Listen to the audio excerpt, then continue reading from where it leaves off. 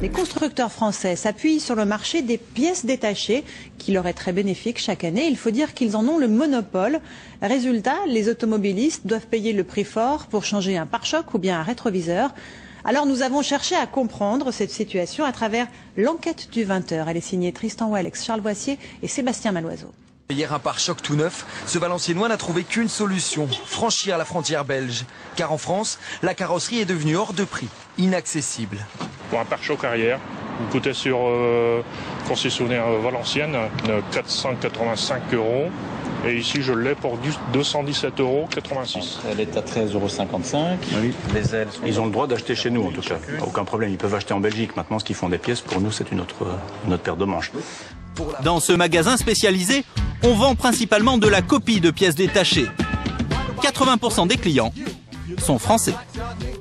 Il n'est pas écrit que c'est interdit dessus. Ce pare-choc fabriqué en Italie, par exemple, est aux normes européennes. Seule différence, selon Eric, son prix. Concessionnaire français, 352. Nous le vendons 38,30 €. Avec les constructeurs. Ces pièces ne sont pas de vulgaires contrefaçons, ce sont des copies quasi conformes. Pour les trouver, il suffit de franchir la frontière belge, direction Mons, en région wallonne. Ce petit hangar, installé dans une zone commerciale, ne paye pas de mine et pourtant, il abrite une entreprise qui fait trembler les constructeurs français.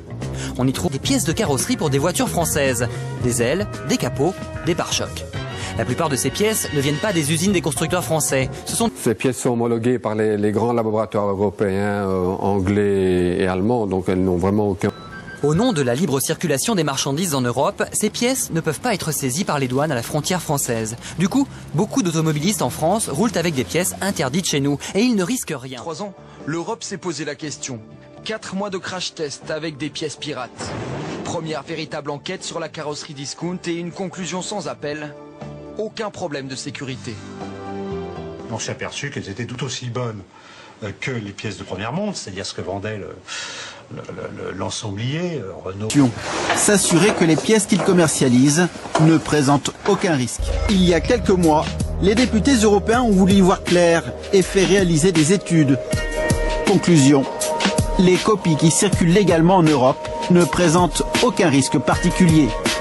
Alors pourquoi les constructeurs français parlent-ils de danger? Manuel Medina Ortega, l'un des députés européens responsables du dossier, a son avis sur la question. D'un côté, vous avez des constructeurs qui agitent le grand chiffon rouge de la peur devant le consommateur. Et lorsque celui-ci fonce dans le panneau, on le sait. Fédération française des sociétés d'assurance, le phénomène est bien connu. Et il n'inquiète pas plus que ça. De manière très concrète, est-ce qu'on vous a signalé des cas d'accidents engendrés par l'utilisation de capots ou d'ailes équivalentes? La réponse est très claire, non. Nous n'avons à ce jour été l'objet d'aucune remontée concernant des sinistres qui auraient été causés par l'utilisation avec des pièces de qualité équivalente. Pour notre interlocuteur, ce sont d'abord les automobilistes, via leur prime d'assurance, qui en payent le surcoût. Une sorte de rente cachée qui ne profite qu'aux seuls constructeurs. Ils sont conscients qu'il y a que le monopole a une incidence sur la prime d'assurance. Mais évidemment, ils souhaitent le conserver le plus longtemps possible. Donc quelque part, l'assuré paye les fins de mois du constructeur. On peut avoir cette caricature, mais pourquoi pas.